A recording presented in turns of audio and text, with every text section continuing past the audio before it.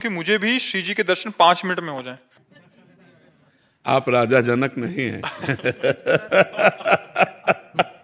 और हम गुरु अष्टावक्र नहीं है।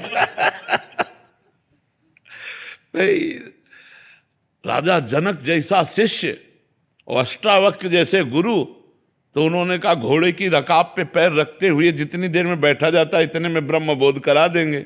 अब राजा जनक जैसे ज्ञानी, तो न तुम जनक हो ना अष्टावक्र।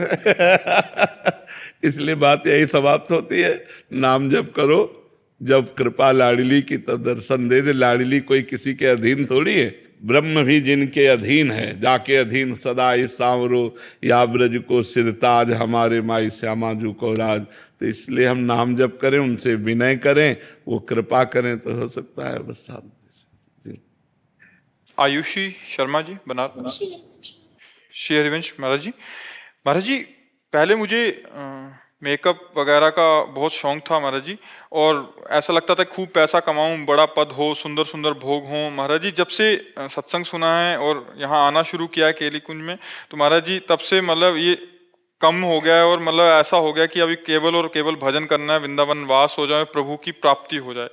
महाराज जी अब बहुत बड़ी कृपा हुई है जो ऐसी बात आई है, बहुत बड़ी कृपा हुई। बस इस बात को परिपक्व कर लो, अपने हृदय में बैठ जाए। वृंदावन वास होए चाहे ना होए, लेकिन नाम ना छूटे। जहाँ नाम है वहीं प्रभु हैं। अब हम वृंदावन वास करें, प्रभु का भजन ना हो तो बात ठीक नहीं। हमको प्रधानता रखनी है, पहली बात प्रभु के भजन की, कि हम जहाँ भी रहेंगे प्रभु का सुमिरन करेंगे।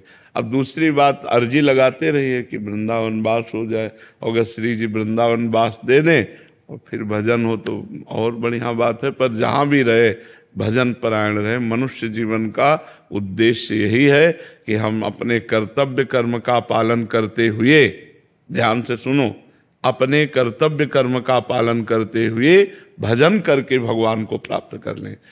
कहीं भागने की जरूरत नहीं है, कहीं कुछ बदलने की जरूरत नहीं है।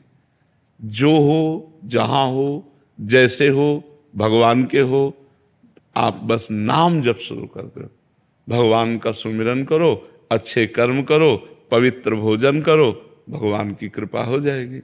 अच्छे कर्म नहीं हुए, अगर हमसे गलत कर्म होते रहे तो बहुत समय फिर लगेगा। मार्जन बार बार नहाओ और धूल में लौट जाओ, तो यह है कि अच्छे कर्म किए और फिर बुरे कर्म किए, फिर भजन किए, फिर बुरे कर्म किए, तो बहुत जन्म लग सकते हैं। अगर हमसे पाप कर्म ना हो और हम भजन करें तो हमारा मंगल। आपसे सही कहते हैं, ये वेश परिवर्तन या देश परिवर्तन, इससे कुछ नहीं होता।